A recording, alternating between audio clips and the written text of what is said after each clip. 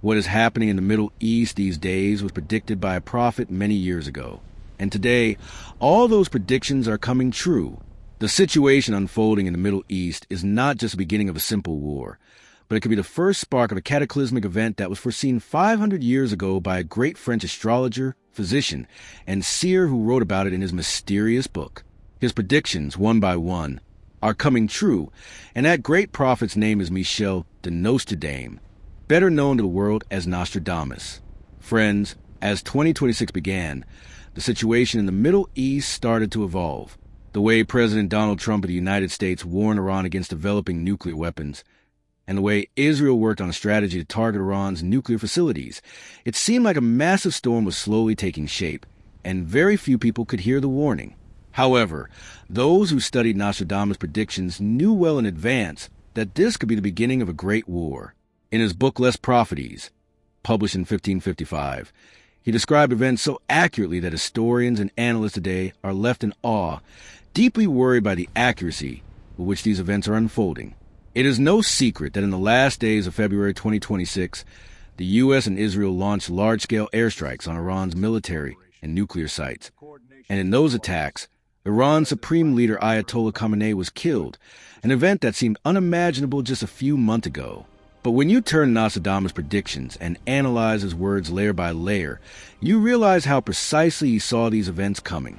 He had written, "The great leader of the East will fall, and the vacancy left by his death will give rise to even greater chaos." Today, after Khamenei's death, a power struggle has begun in Iran, and the Revolutionary Guard has intensified its retaliatory attacks. This is the realization of a prediction about the vacancy left by a leader. Nostradamus was not an ordinary man. Born on December 14th, 1503, in Saint-Rémy-de-Provence, France, he was from a Jewish family that later converted to Christianity. He studied medicine and served patients during plagues, but his true fame came from his predictions, which he began writing in 1555. He wrote 942 quatrains in total, which were intentionally composed in a mysterious and symbolic language, blending French, Latin, and Provençal to avoid the persecution of the Catholic Church, as predicting the future was considered heresy in those times. Nostradamus divided his predictions into 10 volumes called centuries, and each century consists of 100 quatrains. Scholars have spent centuries researching these quatrains, and time and again it has been found that his prophecies align with some of the most significant events of history, whether the rise of Napoleon, the rise of Hitler, the French Revolution, or the tragic day of 9/11. Now, the question arises, what did Nostradamus predict about the current situation in the Middle East and the triangular war between Israel, Iran, and the United States? When you read his Century 3, Quatrain 64, it sends chills down your spine. It says, "The leader of Persia will seize the great Almohads. The trireme fleet will strike against the Mohammedan people, and Parthia and Media will be plundered." Here, Persia refers to Iran, as Iran was historically known as Persia, and the trireme fleet refers to the ancient naval fleet, which in modern terms can be understood as a naval war fleet, against the Mohammedan people, clearly indicates that this war will be against Islamic nations. And today, as the U.S. Navy is stationed in the Gulf and Israel, and the U.S. are jointly attacking Iran, this prophecy seems to be coming true word by word. Additionally, Nostradamus' most famous and shocking prediction is about a 7-month Great War. He wrote, "A 7-month Great War. People will die of evil. The king of Rouen, Enevru, will not tire." Scholars interpreting this quatrain suggest that this war will last for 7 months, and it will be a brutal one, with millions of people dying due to chaos, terrorism, and violence. Now, since the war began in the last days of February 2026, the 7-month period directly leads to September-October 2026. If the war does not stop and continues to escalate during this time, it is terrifying to imagine what the world could face. Lastly, we come to one of Nostradamus' most frightening prophecies, the one about the swarm of bees. In one of his quatrains, he wrote, "A great swarm of bees will rise from the night's attack." 500 years ago, when drones did not exist, no one could have imagined that tiny flying machines would buzz through the sky and attack enemies under the cover of darkness. Nostradamus referred to these as a swarm of bees in the night attack. Today, when Iran, Hezbollah, and Houthi rebels are using thousands of drones to attack Israeli and American targets, and news of drone strikes at night in the Gulf countries continues. This prophecy aligns perfectly with the modern use of drone warfare. What better metaphor could Nostradamus have used for modern drones? Small, buzzing, attacking in swarms, and striking at night. This description matches today's drone warfare more accurately than any other language could. These predictions, written more than 500 years ago, seem to be unfolding with terrifying precision in the current global conflict. Now, let's discuss a mysterious figure Nostradamus referred to as Mabus, whom he described as a third Antichrist. In Century 2, Quatrain 62, Nostradamus wrote, "Mabus will soon die, after which a dreadful destruction of humans and animals will occur. In revenge, a hand will pass over 100 countries, and thirst and hunger will follow when the comet moves." The identity of Mabus has been debated for centuries, with scholars interpreting it in various ways. Some have linked it to Osama bin Laden. Others have tried to decipher it through anagrams of Arabic names, and some analysts believe Mabus could be a reference to an Islamic extremist leader, possibly derived from the reverse form of Sobam. However, what's more significant is what the quatrain predicts. After the death of Mabus, a dreadful destruction, and today, after the death of Khamenei, the power vacuum in Iran, the flames of vengeance, and how Iran's Revolutionary Guards have fired missiles at U.S. bases in Gulf countries. When you put all of this together, it seems like that prophecy is unfolding before our very eyes. Nostradamus also made another chilling prediction about fire falling from the sky. He wrote, "For 3 nights, a great fire will fall from the sky. Its cause will seem shocking and miraculous. Today, as Israeli and American bombers are attacking Tehran, would be 2 stealth bombers and F-15 jets dropping bombs on Iranian cities in the darkness of night, and the Natanz nuclear facility being destroyed with the risk of radioactive leakage." Nostradamus' description of fire falling from the sky for 3 nights seems eerily accurate, and anyone observing these events can feel it. On the 3rd day of the war, Kuwait shot down 3 U.S. F-15 jets, which fits Nostradamus' description of fire in the sky, when fiery vehicles fall from the sky. Now, let's talk about the future of the United States, which has emerged as Israel's biggest and most powerful ally in this war. Nostradamus made several significant predictions about America, and those predictions have become highly relevant today. In one quatrain, he wrote, "The country that will be the strongest will one day grow weaker due to its own actions. When it fights battles on other countries' lands, fire will break out in its own home." Looking at this prophecy in the current context, America, which is currently embroiled in a war in Iran, is also facing major threats within its own country. Nostradamus also wrote that when the Western superpower clashes with Eastern nations, internal disintegration will begin within that superpower. And today, the political and social divisions within America, the way the American public is divided over this war, and the opposition to Trump's decisions in Congress all point to the internal disintegration Nostradamus predicted. Nostradamus also described what he feared as wolf attacks, referring to lone wolf-like attacks. He wrote that when blood is shed on the Western lands, and when a major war is taking place in the East, lone warriors would rise in the West, creating an atmosphere of terror among the people. Today, when Iran's intelligence has already indicated that they might retaliate in Europe and America through sleeper cells, this prophecy becomes a serious warning. Nostradamus also spoke of rivers of blood, and said that the war would be so catastrophic that the rivers in the Middle East would run red with blood. And today, with destruction in Gaza, Lebanon, Iran, and Yemen, and thousands of lives being lost, that rivers of blood description no longer seems like a poetic exaggeration. Now, let's address the situation of the Gulf countries, as these countries are in the most precarious position, being geographically in the middle of the war zone. Bahrain, Oman, Qatar, Kuwait, the United Arab Emirates, and Saudi Arabia. Nostradamus didn't directly mention these countries by name, as their modern borders didn't exist in his time, but he referred to this region as the Great Land of Sand and the Land of Oil Wells and the Golden Land of the East. He wrote that when the Great War between the West and East begins, the land filled with wealth will burn in fire, and its kings will have to choose whose side they are on. This description is so accurate today. The UAE is now forced to choose whether it stands with Iran or with America and Israel, and this decision will be crucial for its survival. Kuwait has already created a situation by shooting down 3 U.S. jets, which is being referred to as friendly fire. But the politics behind this incident is complex and needs to be understood. Nostradamus also made a highly interesting and concerning prediction about Saudi Arabia. He wrote, "The monarchy rich in sand and oil will one day be caught between two powerful lions, and will have to choose either the lion of the east or the lion of the west." This prophecy perfectly reflects Saudi Arabia's current foreign policy dilemma. Saudi Arabia's Mohammed bin Salman is in a situation where, on one hand, America is their old and important ally. On the other hand, Iran is an Islamic brotherly country, and Pakistan is their partner. And thirdly, India is a new but significant economic partner. The decisions Saudi Arabia will make under this triangular pressure will shape its future, and according to Nostradamus, if that decision is wrong, the land of sand will crumble. Another important subject in Nostradamus' prophecies is the threat of nuclear war.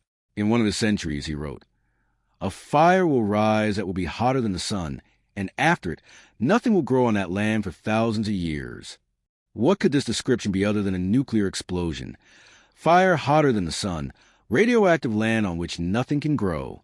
And today, when Iran's Natanz nuclear facility has been attacked, and the International Atomic Energy Agency, IAEA, has issued a warning about serious radiological leakage, this prophecy seems to directly align with the current situation. If radioactive material from Iran's nuclear facility spreads into the atmosphere, which hasn't happened yet, but the danger remains, then Nostradamus' prediction of a fire hotter than the sun will come true, and its consequences will not be limited to the Middle East, but will affect the entire world. Nostradamus also had some important things to say about Russia and China in the context of this Great War. He wrote, "The bear of the north and the dragon of the east will watch when the Great War begins, but in the end, they too will not be able to escape from the war." Russia and China are not directly involved in the Israel-Iran-America war at the moment. Both have condemned the war in the United Nations, and both have maintained economic and strategic ties with Iran. But Nostradamus predicted that, in the end, they too will be dragged into this war. And if America succeeds in completely weakening Iran or destroying its nuclear facilities, then China and Russia will be forced to intervene to protect their interests, and at that point, the Great War will truly become a world war. Nostradamus made another terrifying prediction about the combination of war and disease. He wrote, "After the Great War, there will come a disease that will take more lives than the war itself. People will suffer from hunger and thirst, and those who survive will wish they had died." Whether this prophecy referred to COVID-19 or to some future pandemic is a matter of debate. However, history shows that during and after wars, when millions are displaced, healthcare systems collapse, and access to clean water and food is disrupted, the spread of disease becomes almost inevitable. In today's context, with hospitals being destroyed in Iran due to bombings and millions being left homeless, the outbreak of a major epidemic would not be impossible. Now let's turn to a quatrain that many Nostradamus experts associate with the most horrifying aspect of this conflict, the 27-year war of the Third Antichrist. In Century 8, Quatrain 77, he wrote, "The Antichrist will soon annihilate the three. His bloody war will last 27 years. The unbelievers will die, be captured, exiled. With blood, human bodies, water, and red hail the earth will be covered." Some scholars interpret annihilating the three as the fall of three superpowers or three major leaders. If a 27-year war were to begin in 2026, it would last until 2053, meaning an entire generation would grow up in the shadow of conflict. Nostradamus suggested that this war would surpass the wars of Napoleon and even Hitler's Second World War in destruction, because for the first time religion, nationalism, and nuclear power would collide simultaneously. Another crucial point is that Nostradamus described this war as a crusade, religious war. He wrote that in the future there would be a great clash between Christian and Islamic civilizations. Today, when Trump warned that a nuclear Iran is a threat to every American, and when Israel and the United States, often viewed as a Judeo-Christian alliance, are attacking an Islamic nation, some interpret this as a very civilizational clash Nostradamus foresaw. This is no longer seen merely as a political or military conflict, but as a result of a deep religious and cultural divide that has existed for centuries and is now erupting violently. Nostradamus also wrote about the role of oil in such a crisis. He said, "When the black rivers of the East are shut, darkness will spread across the world." Today, with Iran firing missiles at U.S. bases in the Gulf and tensions rising around the Strait of Hormuz, a narrow passage through which 20% of the world's oil supply passes, the meaning of black rivers being shut becomes strikingly clear. If Hormuz were blocked, oil prices would skyrocket, global economies would tremble, and energy-dependent nations would face severe crises. This would not just be a war. It could trigger a worldwide economic catastrophe. Nostradamus also hinted mysteriously at India's role in this crisis. He wrote, "A great civilization of the southeast, a golden land, will stand neither with the east nor the west, but in the end its decision will determine the course of the war." This description could fit India, a nation that is neither aligned fully with China and Russia nor entirely with the United States, that maintains strong relations with Israel, while historically importing oil from Iran, that is a major trade partner of Gulf countries, and whose millions of citizens work in the region. This reflects India's policy of strategic autonomy, which would become one of its greatest strengths during such a conflict. Nostradamus also described a powerful leader who would claim to change the world and lead the greatest Western power. He wrote, "The man with yellow hair who resides in the palace, who appears the highest, will one day become the cause of the greatest crisis on earth." Some scholars apply this description to Donald Trump, blonde hair, the White House, and a leader who portrays himself as the strongest and greatest. With Trump initiating a war against Iran that could escalate globally, this prophecy, for some, seems strikingly relevant. There is also a significant prophecy concerning Israel. Nostradamus wrote, "The land beside the sacred river, surrounded by enemies, will fight a war remembered for generations, but the price of victory will be so great that even the victor will weep." Israel's geographical position, surrounded by Arab nations near the Mediterranean and the Jordan River, fits this description closely. Even if Israel were to win such a war, the human cost, international isolation, and economic devastation might make that victory feel like a loss. Turkey's role in this crisis cannot be ignored either, and Nostradamus seemed to acknowledge it. He wrote about the land of the Ottomans, saying, "The land that is a bridge between two worlds will be pulled from both sides during the Great War, and its decision will influence the rest of the conflict." Turkey today is a NATO member but has purchased Russia's S-400 missile systems. Its relations with Israel are strained.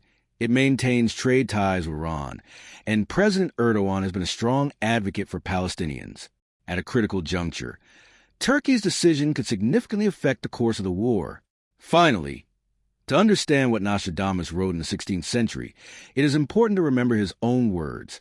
"What I see is like a river that comes from very far and goes very far. I cannot see its beginning or its end, but I write down the turns that I can see."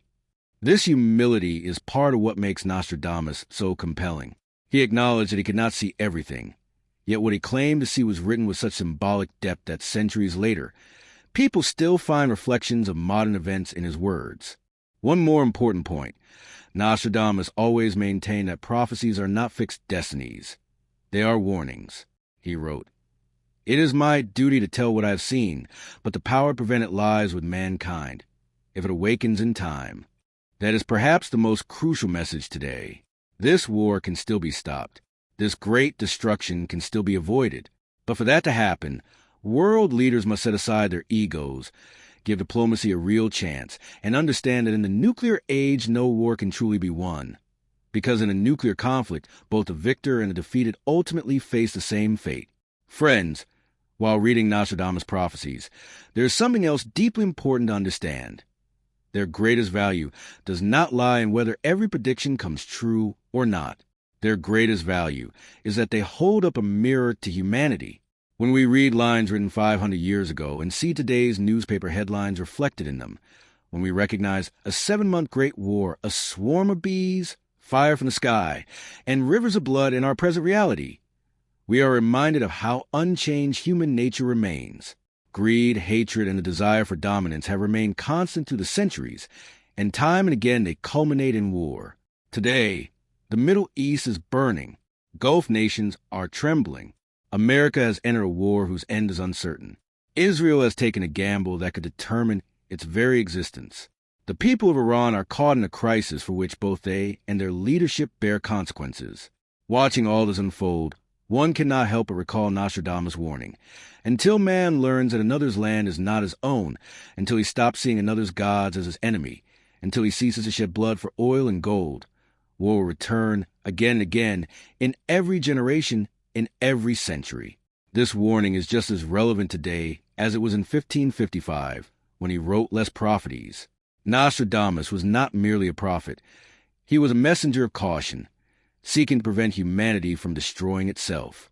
And now, as people interpret his words in light of current events, the Israel-Iran conflict, America's involvement, the anxiety of Gulf nations, swarms of drones in the sky, the looming nuclear threat, fire and blood across the Middle East, we must ask ourselves, do we truly learn from history, or do we repeat the same mistakes over and over, the very mistakes that may have made his pen tremble as he wrote? At the end of his prophecies, Nostradamus also spoke of hope. He wrote that after the Third Great War, there will come a time when humanity understands its greatest mistake, and a new era of peace will begin. That vision is a ray of hope, but the path to that hope may be paved with immense destruction, tears, and bloodshed, and that thought alone is enough to shake the heart. This is why Nostradamus' prophecies are not merely mysterious ancient texts. They are living, urgent warnings that the modern world desperately needs to hear and understand. It is not too late. This great catastrophe can still be avoided. If both leaders and ordinary people awaken, recognize each other's shared humanity, and understand a simple truth. Land watered with human blood does not grow flowers or harvests. It grows only the ashes of destruction.